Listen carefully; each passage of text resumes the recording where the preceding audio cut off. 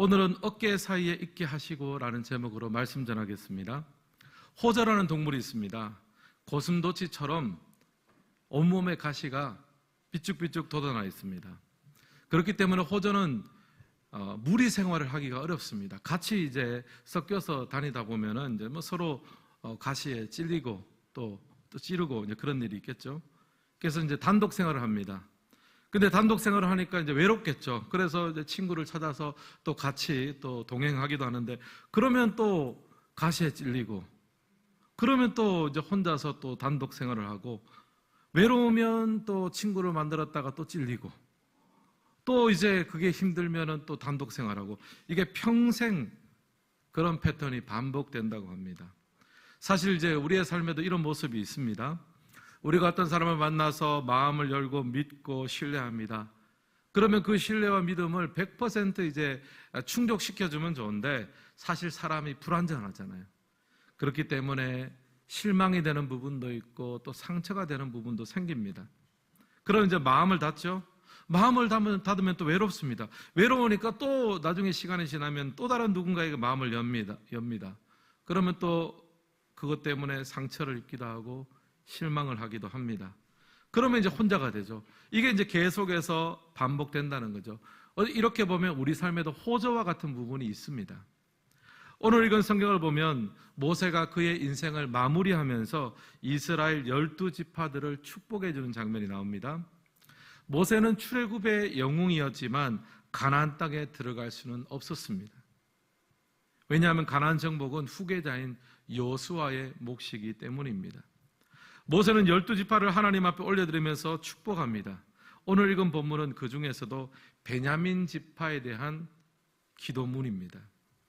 저는 이 베냐민 지파를 좀 묵상하면서요, 호저 같은 느낌이 좀 들었습니다. 왜냐하면 베냐민 지파는요 굉장히 어려움을 많이 당했습니다. 외로움이 많은 지파였습니다. 한때는 11지파의 타겟이 되어서 11대 1로 전쟁을 벌이기도 했습니다. 그러다가 거의 전멸하다시피 했습니다.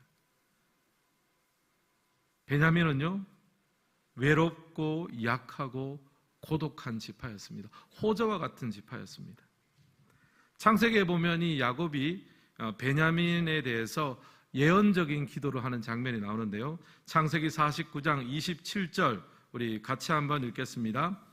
베냐민은 물어뜯는 일이라 아침에는 빼앗은 것을 먹고 저녁에는 움킨 것을 나누리로다. 아멘. 여기 보면 베냐민은 물어뜯는 일이다라고 합니다. 이게 뭐 축복인지 저주인지는 잘 모르겠어요.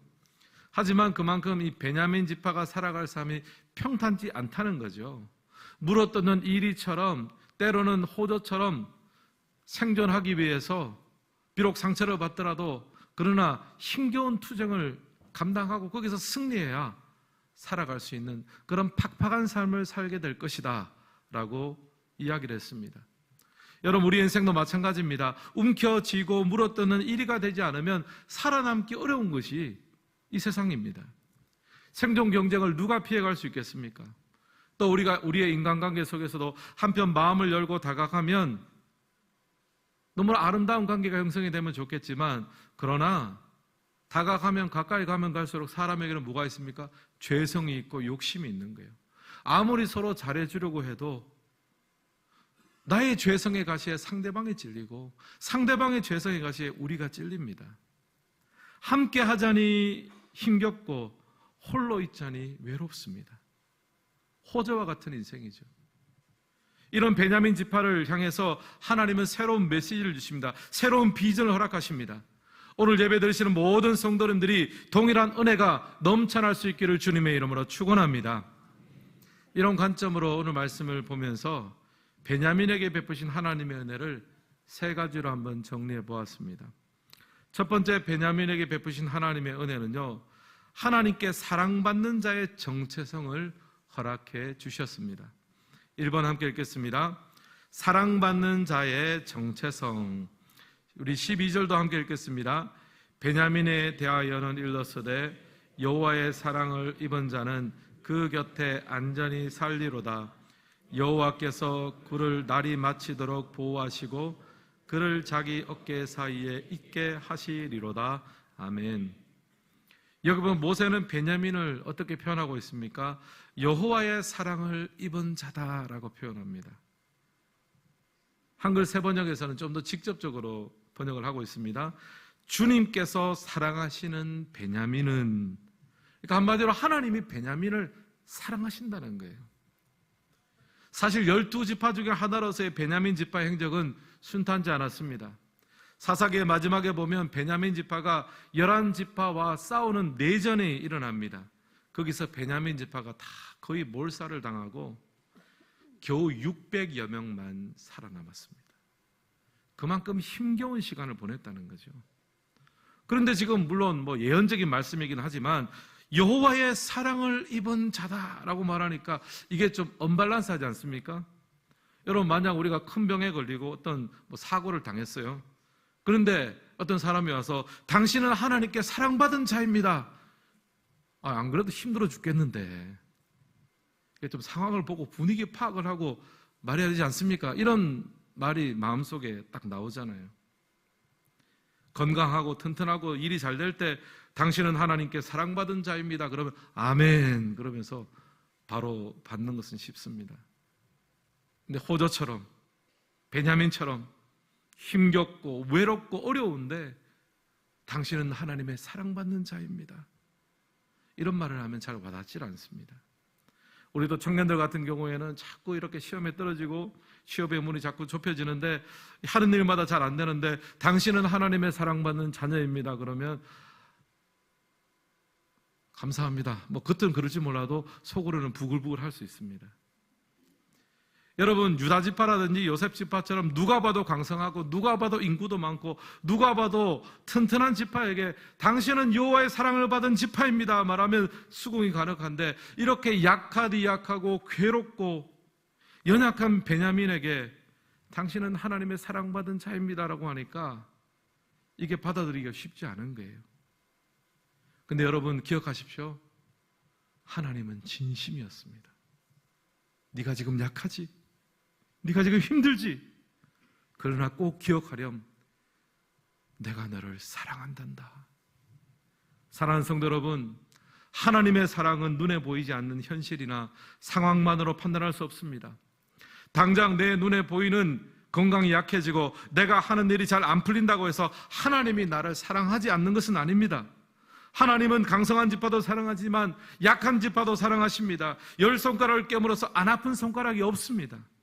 어찌 보면 베냐민은요, 하나님 입장에서 보면 가장 아픈 손가락, 가장 약한 손가락이에요. 그를 향해서 하나님은 말씀하십니다.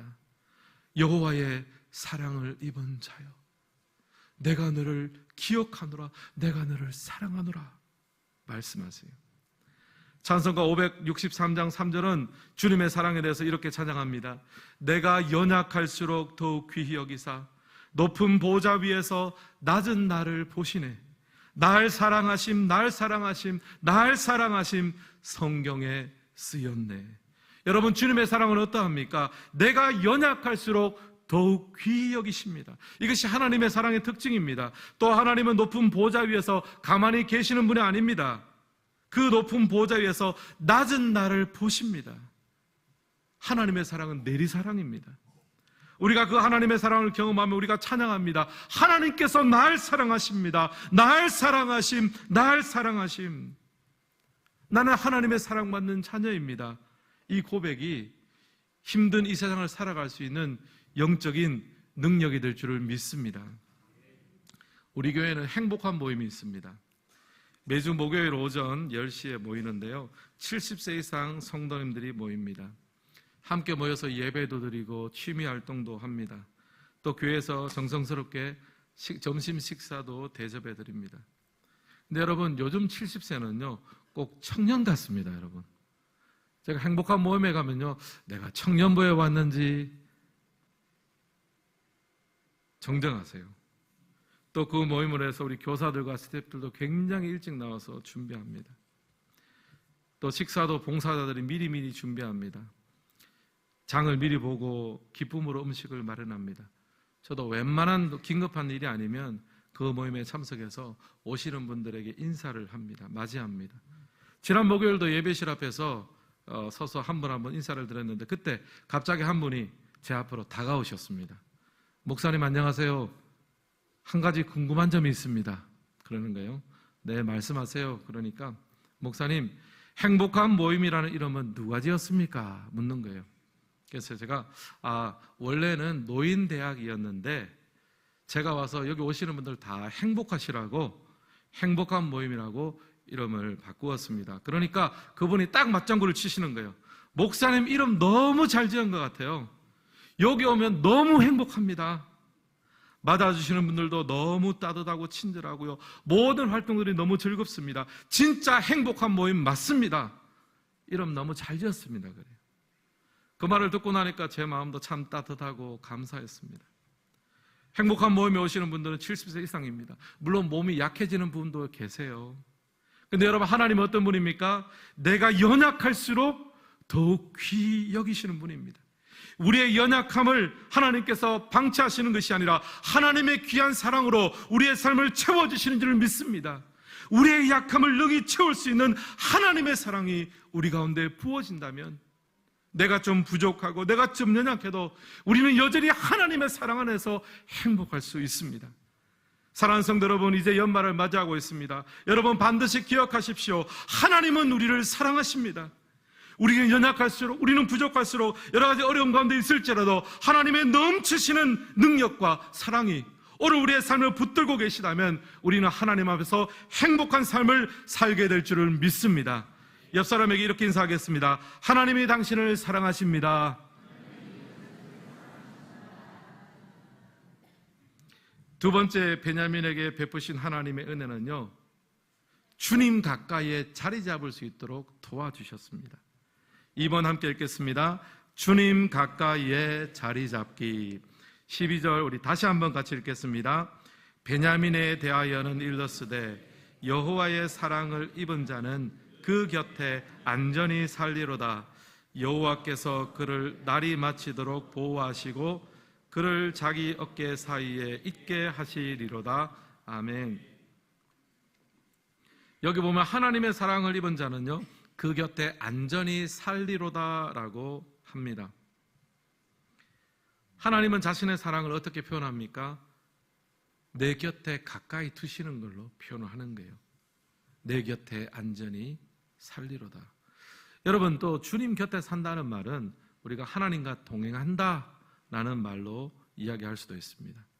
결국 우리를 사랑하시는 하나님은 우리를 곁에 두시고 우리와 동행해 주십니다. 창세기에 보면 요셉이 나오죠. 요셉은 하나님의 특별한 사랑과 특별한 관심을 받은 인물입니다. 근데 성경은 요셉을 어떻게 묘사합니까? 창세기 39장 2절 함께 읽겠습니다. 여호와께서 요셉과 함께 하심으로 그가 형통한 자가 되어 그의 주인 애굽 사람의 집에 있으니. 아멘. 여호와께서 요셉과 함께 있음으로, 계심으로라고 합니다. 이 말이 바로 요셉의 인생을 특징짓는 말이죠. 하나님은 자신이 사랑하는 요셉을요, 자기 곁에 두셨습니다. 요셉과 함께 하셨어요. 그래서 요셉이 가는 길마다 어려움들은 있었지만 그 어려움을 넘어설 수가 있었던 거죠. 사랑하는 성도 여러분, 베냐민 지파에게 베푸신 하나님의 사랑은 그의 곁에 두심으로, 동행하심으로 나타났습니다. 우리 성도의 인생도 마찬가지입니다. 여러분, 우리가 결국 놓치지 말아야 될 것이 무엇입니까?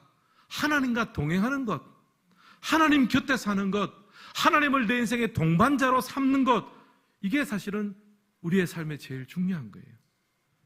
벌써 11월 둘째 주일입니다. 여러분에게 도전하며 묻겠습니다. 여러분, 올 한 해 하나님과 동행하며 사셨습니까? 주님을 동반자로 삼으셨습니까? 여러분, 지금 하나님과의 영적인 거리는 어떻습니까? 연초보다 더 멀어지셨습니까? 아니면 더 가까워지셨습니까? 최근에 제가 한 여행 영상을 봤습니다. 미국의 팜스프링스라는 휴양지가 있습니다. 그 영상을 보니까요, 주위가 다 사막이에요. 완전 사막입니다. 그런데 그 팜스프링에는요, 울창한 야자나무가 있더라고요. 근데 보통 야자나무가 아닙니다. 굉장히 우거져 가지고요, 꼭 열대 아마존 우림을 보는 것 같습니다. 여러분, 어떻게 사막 한가운데 그런 놀라운 휴양지, 엄청난 숲이 조성될 수 있습니까? 영상을 제가 끝까지 보니까 그 이유를 알았습니다. 뭐냐면요, 거기에는 사막이긴 사막인데 뭐가 나오냐면 샘물이 있더라고요. 보니까 샘물이 터져 나오니까 사막 한가운데서도 나무가 자랍니다. 샘 곁에만 있으면요, 사막에서도 생명이 살 수 있습니다. 여러분, 우리의 삶도 마찬가지입니다. 여러분, 우리의 인생에 사막처럼 염려와 근심과 어려움이 있습니다. 우리를 말라가게 만드는 환경들과 사람들이 있습니다. 근데 여러분, 그럼에도 불구하고 왜 우리가 넘어지지 않습니까? 왜 회복됩니까? 왜 일어설 수 있습니까? 그의 곁에 살리로다. 사막과 같은 환경 속에 살지라도 스프링스, 샘이 되어주시는 주님의 곁에 사는 우리 모두가 될 수 있기를 주님의 이름으로 축복합니다. 그러면 일어서고 회복되고 전진할 수가 있는 거예요. 이런 관점에서 보면 우리의 신앙생활은요, 자리 잡기를 잘하는 것입니다. 주님 곁에 자리를 잡으면 위로받고 회복되고 일어설 수 있습니다. 근데 멀찌감치 자리하고 있으면요, 안 되는 거예요. 여러분, 신앙은요, 내가 강해지고 내가 똑똑하고 내가 성공하는 것이 아닙니다. 이 모든 것들을 가지신 주님 곁에 붙어 있는 것이 신앙생활입니다. 신앙은요, 자리 잡기예요. 좀 더 구체적으로 적용해 보면요, 주님 곁에 자리 잡는다는 것이 어떻게 정할 수 있습니까? 기도 생활로 적용해 볼 수 있겠죠. 우리가 기도를 통해서 주님 곁에 자리를 잡는 거죠. 사실 다른 종교들에도 기도라는 행위가 있습니다. 제가 몇 해 전에 한 프로그램을 봤는데요, 일단 말씀드렸는데, 어떤 씨름팀 감독이 우승을 기원하기 위해서 절에 가가지고, 불교 신자도 아닌 것 같아요. 근데 절에 가가지고 108배를 하더라고요. 근데 보니까 108배가 보통 어려운 것이 아니에요. 우리도 새벽 기도 한다 그러지만 이게 더 어려운 것 같아요. 제가 볼 때는 정성을 다해서 엎드리고 절하고 또 일어서고, 그럼 한 번이에요. 그걸 108번 한다는 거잖아요.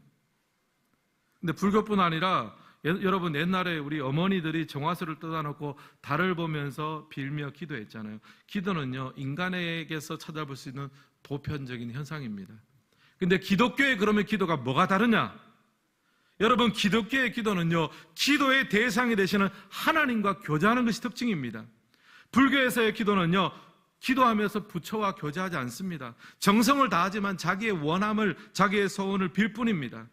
또 정화수를 떠놓고 달을 보고 기도하는 사람도 달과 친밀하게 평생 교제하지 않습니다. 그저 달을 향해서 내가 원하는 바를 빌 뿐입니다. 그런데 기독교의 기도는요, 기도를 통해서 하나님과 교제합니다. 시편 116편은 이 모습을 이렇게 선포합니다. 시편 116편 1절과 2절 우리 함께 읽겠습니다. 여호와께서 내 음성과 내 간구를 들으심으로 내가 그를 사랑하는도다. 그의 귀를 내게 기울이셨으므로 내가 평생에 기도하리로다. 아멘. 시편 기자는 선포합니다. 여호와께서 내 음성과 내 간구를 들으셨습니다. 이거 기도했다는 말이죠. 근데 기도의 결론이 무엇입니까? 내가 그를 사랑하는도다. 하나님을 사랑한다고 고백합니다. 여러분, 기도는 단순하게 소원을 빌고 그것을 받아내는 수단이 아닙니다. 이 모든 것들을 창조하시고 내 인생을 주관하신 하나님을 알아가고 마침내는 하나님을 사랑하게 만드는 것이 기도인 거예요. 기도는 하나님과의 교제의 창구입니다. 그의 곁에 사는 수단이에요. 여러분, 우리가 기도할 때 하나님께서 어떤 때는 즉시 응답하십니다. 예스라고 응답하십니다. 근데 어떤 경우는 노라고 응답하시는 경우도 있습니다. 아니라고 말씀하시는 것도 응답이에요. 어떨 때는 조금 기다려라, 딜레이 하십니다. 그것도 응답입니다. 세상 사람들 같으면요, 그건 응답받은 게 아니에요. 우리 하나님 믿는 백성들은요, 예스로 응답하시든지 노라고 응답하시든지 좀 딜레이로 응답하시든지, 결론은 뭡니까? 내 삶을 가장 잘 아시고 모든 것 합력하여 선을 이루신 하나님, 이 모든 것 하나님께서 역사하시오니 저는 주님을 사랑합니다. 때로는 예스라는 대답 속에서도 주님을 사랑하지만 때로는 노라는 대답 속에서도 내가 주님 곁에 더 나아가게 하시오니 하나님, 이 시간이 내 삶에 유익이 되는 줄을 믿습니다. 기도는 하나님을 사랑하게 만드는 거예요. 사랑하는 성도 여러분, 여러분의 기도의 생활은 어떠하십니까? 여러분의 문제와 염려와 근심, 그 모든 것들을 다른 사람에게 먼저 알리기 전에 하나님 앞에 아뢰며 기도하고 계십니까? 여러분 반드시 개인적으로 기도하셔야 됩니다. 길게 못 하시면 하루에 5분, 10분이라도 하세요. 또 하실 수 있는 분은 30분 이상 하십시오. 자신의 영적인 상황에 맞게 기도하시길 바랍니다. 근데 여러분 기억하십시오. 기도의 결론은 예스로 응답받았더라 만 있는 게 아니에요. 기도의 결론은 내가 하나님을 사랑합니다. 하나님께서 내 곁에, 당신 곁에 나의 자리를 허락하시니 감사합니다. 하나님을 사랑하는 것이 기도의 결론입니다. 그리고 여러분 기도를 하다 보면 혼자 기도하는 것이 어렵습니다. 제가 늘 수차례 말씀드립니다. 그것을 위해서 교회에서 새벽 기도회도 있고 수요 예배도 있습니다. 혼자 기도하기 어려우신 분들은 함께 나와서 기도하시면 됩니다. 그리고 교회의 직분자들은 개인적으로만 기도할 뿐 아니라 함께 모여서 기도하는데 여러분 마음을 쏟으셔야 됩니다. 새벽 기도와 수요 기도를 동참하시고 또 여러분 개인의 삶의 자리에서 기도를 통해서 주님과 함께 동행하는 것, 주의 곁에 사는 것에 은혜와 능력을 누릴 수 있기를 주님의 이름으로 축복합니다. 마지막 세 번째로 하나님께서 베냐민에게 베푸신 은혜는요, 주님의 등에 업힐 기회를 얻었습니다. 3번 함께 읽겠습니다. 주님의 등에 업힐 기회. 여기서 업힌다는 것은 어부바입니다. 어부바. 앞서 제가 베냐민 지파에게 베푸신 하나님의 은혜를 두 가지로 말씀드렸습니다. 첫째는 하나님께 사랑받는 자였습니다. 베냐민의 보여지는 상황과 환경은 퍽퍽했습니다. 사랑받는 자가 아니라 버림받은 자 같았어요. 그러나 하나님은 그를 사랑해 주셨습니다. 연약할수록 더욱 귀히 여겨주시고 내리 사랑하여 품어주셨습니다. 어렵고 힘든 상황 가운데서 하나님의 사랑받은 자라는 이 정체성이 그의 삶을 지켜주었습니다. 둘째, 하나님은 베냐민을 당신 곁에 살게 하셨습니다. 신앙생활은 자리 잡기입니다. 주님 곁에 자리를 잡고 있으면 내가 아무리 부족하고 연약해도 힘을 얻을 것이고, 또 주님 곁에 멀찌감치 있으면 내가 아무리 어떤 조건을 갖춘다고 해도 말라져 갈 수밖에 없습니다. 여러분 인생의 사막을 탓하지 마시고 그 사막 속에 숨겨진 샘물을 발견할 수 있기를 주님의 이름으로 축원합니다. 그게 바로 기도 생활이잖아요. 기도를 우리 삶의 일부로 만드십시오. 마지막으로 하나님께서 베냐민에게 베푸신 은혜는 특별한 위기의 순간에 하나님은 베냐민을 당신의 등에 업어주셨습니다. 우리 12절 말씀 우리 세 번째 읽는데 다시 한번 읽겠습니다. 베냐민에 대하여는 일렀으되 여호와의 사랑을 입은 자는 그 곁에 안전히 살리로다.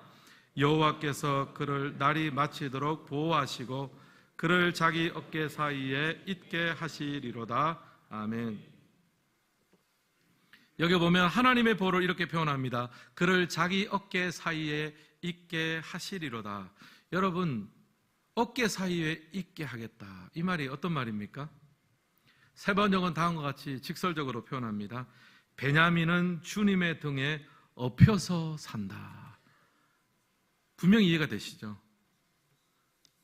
베냐민이 힘들고 어려울 때, 자기 스스로 뭔가 하려고 안 될 때, 못 그럴 때 하나님께서 어떻게 하신다고요?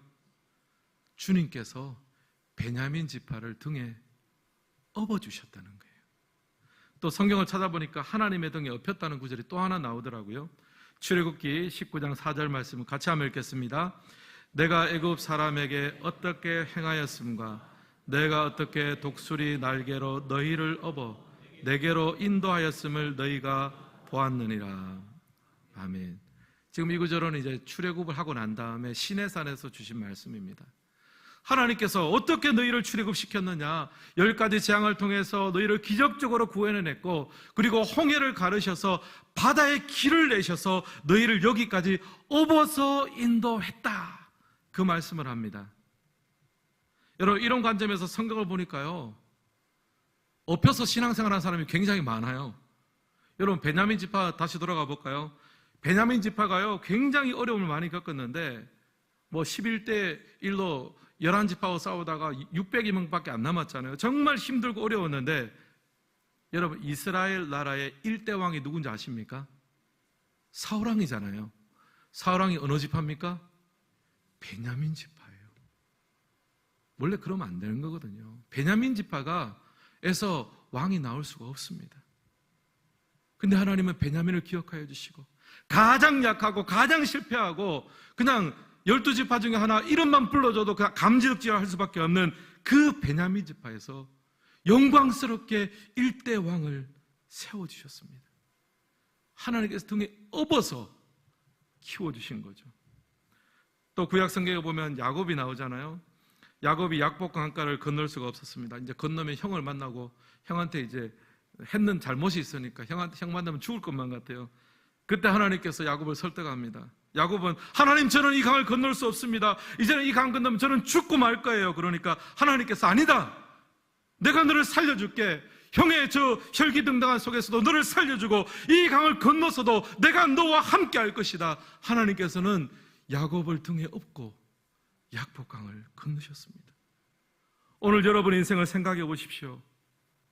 여러분의 삶에 특별한 어려움을 겪고 있는 시기가 있었지 않습니까? 여러분은 고난과 문제 앞에 고생하면서 하나님께서 도와주지 않으면 나는 나갈 수 없습니다라고 말할 때 여러분 그 삶의 순간순간마다 하나님께서 여러분을 주권적으로 역사하시고 등에 업고 여기까지 온 줄을 믿습니다. 때로는 기도하는 것조차 안 될 때가 있잖아요. 그때마다 성령 하나님께서 우리 위해서 중보기도 해주시고, 저도 돌이켜보니까 이 자리에 내 발로 내 힘으로 온 게 아니에요. 많은 시간들은 하나님께서 저를 등에 덜쳐 얹고 어부바하셔서 여기까지 건너오셨습니다. 옛 단어 중에 월천꾼이라는 단어가 있습니다. 아주 옛날 일입니다. 여름에 장마철이 되면 시냇물이 이제 불어나죠. 또 초겨울에는 얼음이 이제 단단하게 얼기 전에 이제 그 차가운 개울을 건너가야 될 때가 있습니다. 그때 이게 참 건너가기 어려우니까 약간의 삭슬 받고 사람들을 업고 강을 건네주는 사람들이 바로 월천꾼입니다. 거센 물살과 차가운 얼음을 이기고 하천을 걷는 것은 쉬운 일이 아닙니다. 그런 사람에게 월천꾼은 구세주와 같습니다. 사랑하는 성도 여러분, 하나님은 우리 인생의 월천꾼이 되어주셨습니다. 특별한 고난과 고비를 넘어가고 있는 분이 있으십니까? 여러분의 힘으로 안 되고 주저앉고 싶고 하나님 앞에 기도할 힘조차 없는 분이 있으십니까? 오늘 예배를 통해서 하나님께서 여러분을 덜쳐얹고 여러분의 그 고난과 염려와 근심의 강을 넘어가는 은혜의 시간이 될 수 있기를 주님의 이름으로 축원합니다. 하나님 당신의 어깨 사이에 나를 있게 하여 주시옵소서. 오늘 말씀을 마무리하겠습니다. 여러분, 오늘 이 땅을 살아가는 우리가 바로 베냐민들입니다. 사막과 같은 환경 속에서 그러나 하나님께서 우리를 사랑하여 주시고 샘물과 같은 은혜를 발견하게 하여 주셔서 이 자리까지 나왔습니다. 그리고 힘겨운 순간에는 당신의 어깨 사이에 있게 하셔서 우리를 업어주시고 여기까지 인도하신 그 하나님을 찬양하며 믿음으로 도전하는 우리 모두가 될 수 있기를 주님의 이름으로 축원합니다.